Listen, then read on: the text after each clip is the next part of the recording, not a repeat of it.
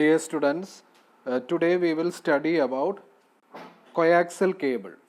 Transmission media രണ്ട് രീതിയിൽ divide ചെയ്യാമെന്ന് നമ്മൾ പഠിച്ചു. Guided media and unguided media. Guided മീഡിയയിൽ പ്രധാനമായിട്ട് 3 കേബിൾസ് ആണ് പഠിക്കാനുള്ളത്. ഒന്നാമത്തത് ട്വിസ്റ്റഡ് പെയർ, രണ്ടാമത്തത് കൊയാക്സൽ കേബിൾ, മൂന്നാമത്തത് ഫൈബർ ഒപ്റ്റിക്. ഇതിൽ ട്വിസ്റ്റഡ് പെയർ കേബിൾസും ട്വിസ്റ്റഡ് പെയർ കേബിൾസിൻ്റെ വെറൈറ്റീസും നമ്മൾ കണ്ടു കഴിഞ്ഞു. Now we have to study about very important guided transmission media, coaxial cable. ഈ ചിത്രത്തിൽ കാണിച്ചിരിക്കുന്നത് കൊയാക്സൽ കേബിളിൻ്റെ കൺസ്ട്രക്ഷൻ ആണ്. നിങ്ങൾ സൂക്ഷിച്ച് നോക്കുകയാണെങ്കിൽ ഏറ്റവും ലെഫ്റ്റ് സൈഡിൽ ഔട്ടർ മോസ്റ്റ് ആയിട്ട് പ്ലാസ്റ്റിക് കവർന്ന് കാണാം. Just after that you can see an insulator, ഒരു ആഷ് കളറിൽ ഇൻസുലേറ്റർ കൊടുത്തിട്ടുണ്ട്. ഇൻസുലേറ്റർ കഴിഞ്ഞിട്ട് അതിന് തൊട്ട് അകത്തായിട്ട് നിങ്ങൾക്ക് ഒരു പ്രത്യേക ഷേപ്പിലുള്ള ഒരു ഔട്ടർ കണ്ടക്ടർ അഥവാ ഷീൽഡ് കാണാം. അതിനെ ബ്രെയ്ഡഡ് മെഷ് എന്നാണ് പറയുന്നത്. വലയുടെ രൂപത്തിലുള്ള മെറ്റാലിക് ആയിട്ടുള്ള ഒരു കണ്ടക്ടറാണ് മൂന്നാമതായിട്ട് നിങ്ങൾ കാണുന്നത്, ഔട്ടർ കണ്ടക്ടർ എന്നുള്ളത്. Just after that in inside you can find the insulator. അവിടെയും ഇൻസുലേഷൻ ഉണ്ട്. ഇൻസുലേറ്റർ എന്ന് പറഞ്ഞു കഴിഞ്ഞാൽ കറണ്ട് കടത്തിവിടാത്ത ഒരു മെറ്റീരിയലാണ് ഇൻസുലേറ്റർ. ഇൻസുലേറ്ററിൻ്റെ അകത്തൂടെ ചെല്ലുമ്പോൾ you will find the inner conductor or the copper core. Copper കൊണ്ട് നിർമ്മിച്ച ഒരു കോറ് കാണാനൊക്കും. അങ്ങനെ അതിൻ്റെ കൺസ്ട്രക്ഷൻ നമ്മൾ എക്സ്പ്ലെയിൻ ചെയ്യുമ്പോൾ ഏറ്റവും ടോപ്പിൽ ഒരു കൊയാക്സൽ കേബിൾ എടുക്കുകയാണെങ്കിൽ പ്ലാസ്റ്റിക് കവറാണ് കാണുന്നത്. പ്ലാസ്റ്റിക് കവറിൻ്റെ ഉള്ളിൽ പ്ലാസ്റ്റിക് കവർ നിങ്ങൾ പൊളിച്ച് നോക്കുകയാണെങ്കിൽ ഇമ്മീഡിയറ്റ് ആയിട്ട് നിങ്ങൾക്ക് ഒരു ഇൻസുലേറ്റർ കാണാം. ഇൻസുലേറ്റർ എന്ന് പറയുമ്പോൾ ഒരു പ്ലാസ്റ്റിക്കിൻ്റെ ചെറിയ ഒരു ആവരണം കാണാം. അതും പൊളിച്ച് നിങ്ങൾ അകത്ത് ചെല്ലുമ്പോൾ ഒരു മെറ്റാലിക് ആയിട്ടുള്ള ബ്രെയ്ഡഡ് മെഷ് കാണാം. ആ ബ്രെയ്ഡഡ് മെഷ് നീക്കി അതിൻ്റെ ഉള്ളിലോട്ട് നോക്കിക്കഴിഞ്ഞാൽ ഒരു ഇൻസുലേറ്റർ പ്ലാസ്റ്റിക്കിൻ്റെ കാണാം. ഏറ്റവും നടുക്ക് ഒരു തിക്കായിട്ടുള്ള ഒരു കോപ്പർ കണ്ടക്ടർ കാണാം. ഓക്കെ, ഇതിന് ബെസ്റ്റ് എക്സാമ്പിളായിട്ട് ഞാൻ നിങ്ങൾക്ക് സജസ്റ്റ് ചെയ്യുന്നത് നിങ്ങളുടെ വീട്ടിൽ വരുന്ന വീഡിയോ കേബിൾസ് ആണ്. ഇപ്പോൾ നിങ്ങൾ കൊല്ലം കേബിൾസ് അല്ലെങ്കിൽ പിന്നെ ചേർത്തല കേബിൾസിൻ്റെ കണക്ഷനാണ് നിങ്ങൾ എടുത്തിരിക്കുന്നതെങ്കിൽ ആ കേബിള് വരുന്നത് കൊയാക്സൽ കേബിളിൽ കൂടിയാണ്. ഇപ്പോൾ കേബിൾ കണക്ഷൻ എന്ന് ഉദ്ദേശിക്കുന്നത് തന്നെ കൊയാക്സൽ കേബിൾ കണക്ഷനാണ്. ഓക്കെ, പക്ഷേ ആ കേബിൾ അല്ല കമ്പ്യൂട്ടർ ടു കമ്പ്യൂട്ടർ കമ്മ്യൂണിക്കേഷൻ ഉപയോഗിക്കുന്നത്. അതിൽ നിന്ന് ഇച്ചിരി കൂടെ വ്യത്യസ്തമായിട്ട്, പക്ഷേ ബേസിക് കൺസ്ട്രക്ഷൻ കൊയാക്സൽ. അതിൻ്റെ മറ്റൊരു വെറൈറ്റിയാണ് നമ്മൾ കമ്പ്യൂട്ടർ കമ്മ്യൂണിക്കേഷന് വേണ്ടി ഉപയോഗിക്കുന്നത്. അപ്പോൾ ആ ഒരു കേബിളിൻ്റെ ഒരു കഷ്ണം നിങ്ങൾ എടുത്ത് പൊളിച്ച് നോക്കുകയാണെങ്കിൽ ഇതേ രീതിയിലുള്ള കൺസ്ട്രക്ഷൻ തന്നെ ആയിരിക്കും. അതാണ് ബെസ്റ്റ് എക്സാമ്പിൾ ആയിട്ടുള്ളത്. നമ്മൾ സാധാരണ ലാബിലൊന്നും കൊയാക്സൽ കേബിൾ ഉപയോഗിക്കത്തില്ല, പക്ഷേ വലിയ വലിയ ഓർഗനൈസേഷനിൽ കൊയാക്സൽ കേബിൾ ഉപയോഗിച്ച് കമ്പ്യൂട്ടർ ടു കമ്പ്യൂട്ടർ കണക്ഷൻ സാധ്യമാണ്. അതുകൊണ്ടാണ് കൊയാക്സൽ കേബിളും ഒരു ട്രാൻസ്മിഷൻ മീഡിയ ഗൈഡഡ് എന്ന് പറയുന്നത്. അപ്പോൾ ട്വിസ്റ്റഡ് പെയർ ആണ് നമ്മൾ ഏറ്റവും കോമൺ ആയിട്ട് ഉപയോഗിക്കുന്നത്, എന്നാൽ കൊയാക്സൽ കേബിളും ഉപയോഗിക്കുന്ന സ്ഥലങ്ങളുണ്ട്. So explanation. Coaxial cable is otherwise known as coax, which carries signals of higher frequency ranges than those in twisted pair cable. നമ്മൾ ട്വിസ്റ്റഡ് പെയർ കേബിളുമായിട്ട് കമ്പയർ ചെയ്യുമ്പോൾ ഒരു പടി മുന്നിൽ നിൽക്കുന്നതാണ് കൊയാക്സൽ കേബിൾ. കാരണം എന്താ? It can carry high frequency ranges of signals. അതായത് signals transmit ചെയ്യുമ്പോൾ വളരെ കൂടുതൽ ഫ്രീക്വൻസിയിലുള്ള സിഗ്നൽസ്, വളരെ കൂടുതൽ ഫ്രീക്വൻസിയിൽ സിഗ്നൽസ് എന്ന് പറയുമ്പോൾ നമുക്ക് ഒരുപാട് ഡാറ്റ അതിനകത്ത് കയറ്റാൻ വെക്കും. അത് നമ്മൾ പിന്നെ പഠിക്കുന്നുണ്ട്. അപ്പോൾ ബാൻഡ് വിഡ്ത്ത് എന്ന് പറയുന്നത് ട്വിസ്റ്റഡ് പെയറുമായിട്ട് കമ്പയർ ചെയ്യുമ്പോൾ വളരെ കൂടുതലായതുകൊണ്ട് more amount of data can be transferred from one station to another through coaxial cable എന്ന് നമുക്ക് പറയാം. ഓക്കെ, അതും high frequency. Now, coaxial cable has a central core conductor, നമ്മൾ കണ്ടല്ലോ, of solid or stranded wire. വലിച്ചു നീട്ടിയ copper wire. അതായത് വലിച്ചു നീട്ടിയ കോപ്പർ വയർ ആകുമ്പോൾ അത് വളരെ യൂണിഫോം ആയിട്ടുള്ള ഡയമീറ്ററിൽ പോകുന്ന ഇച്ചിരി കട്ടിയുള്ള കോപ്പർ കൊണ്ട് നിർമ്മിച്ച കോറാണ് നടുക്കിലൂടെ ഉള്ളത്. Which is enclosed in an insulating sheet. ഒരു ഇൻസുലേറ്റർ നമ്മൾ കണ്ടല്ലോ, ഒരു പ്ലാസ്റ്റിക്കിൻ്റെ ഇൻസുലേറ്റിംഗ് ഷീറ്റ് അതിനെ ആവരണം ചെയ്തിരിക്കുന്നു. It is in turn encased in an outer conductor of metal foil braid or a combination of two. അപ്പോൾ നമ്മൾ ഇനി കാണുന്നതെന്ന് പറഞ്ഞാൽ ആ ഇൻസുലേറ്ററിൻ്റെ മുകളിലായിട്ട് ഒരു വലയുടെ രൂപത്തിലുള്ള മെറ്റാലിക് ആയിട്ടുള്ള ഒരു ഫോമിൽ നമ്മുടെ കണ്ടക്ടർ, അതിനകത്തോടാണ് സിഗ്നൽസ് പോകുന്നതെന്ന് ഓർത്തണം. അപ്പോൾ സിഗ്നൽസ് പോകുന്നത് ഒന്ന് ബ്രെയ്ഡഡ് മെഷായിട്ടുള്ള ഷേപ്പിലുള്ള കണ്ടക്ടറും രണ്ടാമത്തത് കോപ്പർ കണ്ടക്ടറുമാണ്. അങ്ങനെ രണ്ട് വയറും രണ്ട് ഡിഫറെൻറ്റ് കൺസ്ട്രക്ഷൻ ഷേപ്പിലാണ് ഉള്ളത്. The outer metallic wrapping serves both as a shield against noise and as the second conductor which completes the circuit.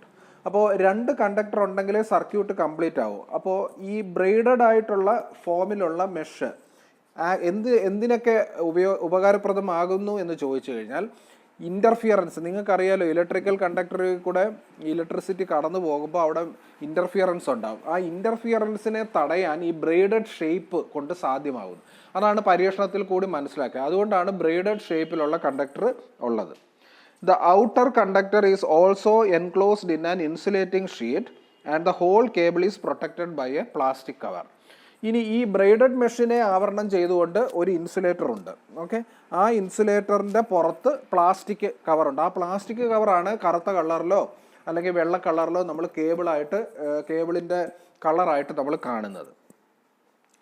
Now, coaxial cables are categorized by their radio government rating. അപ്പോൾ coaxial കേബിളിനെ വ്യത്യസ്തമായിട്ടുള്ള rating കൊടുത്തിട്ടുണ്ട്. RG rating എന്നാണ് അതിന് പറയുന്നത്. Each RG number denotes a unique set of special physical specifications including.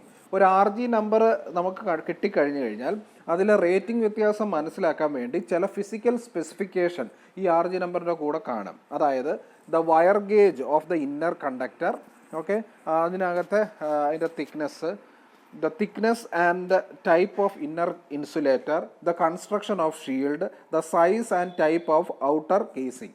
അപ്പോൾ ഈ coaxial കേബിളിൻ്റെ physical ഡിസ്ക്രിപ്ഷനെ സൂചിപ്പിക്കുന്ന ഒരു നമ്പറിംഗ് ആണ് ഈ RG നമ്പറായിട്ട് നമുക്ക് കിട്ടുന്നത്. ഓക്കെ, അപ്പോൾ അതുകൊണ്ട് നമുക്ക് മനസ്സിലാക്കാൻ ഒക്കും ഏത് തരം കൊയാക്സൽ കേബിളാണ് ഇതെന്ന്.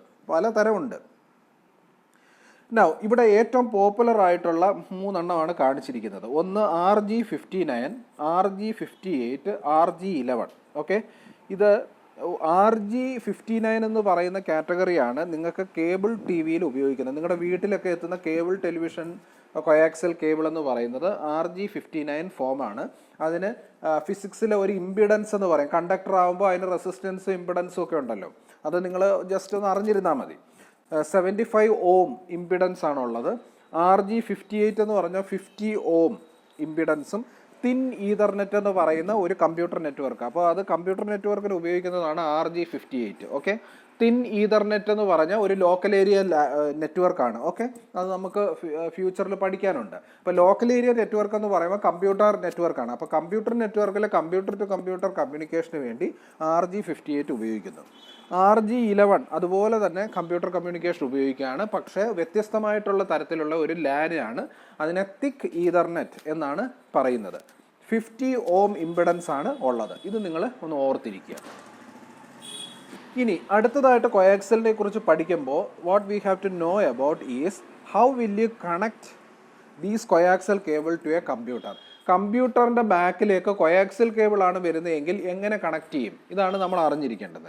അതിന് ഉപയോഗിക്കുന്ന കണക്ടറിൻ്റെ പേരാണ് BNC കണക്ടർ എന്ന് പറയുന്നത്. അപ്പം മാർക്കറ്റിൽ കമ്പ്യൂട്ടർ ഹാർഡ്വെയർ ഷോപ്പിൽ പോയാൽ BNC കണക്ടർ ചോദിച്ചു കഴിഞ്ഞാൽ നമുക്ക് കാണാനൊക്കും. നിങ്ങൾ കണ്ടിട്ടുണ്ട്, ഈവൻ നമ്മുടെ സെറ്റപ്പ് ബോക്സിലേക്ക് കണക്ട് ചെയ്യുന്ന ഒരു കണക്ടർ കൊയാക്സൽ കേബിൾ ആണെങ്കിൽ ഒരു പ്രത്യേക രീതിയിലാണ്.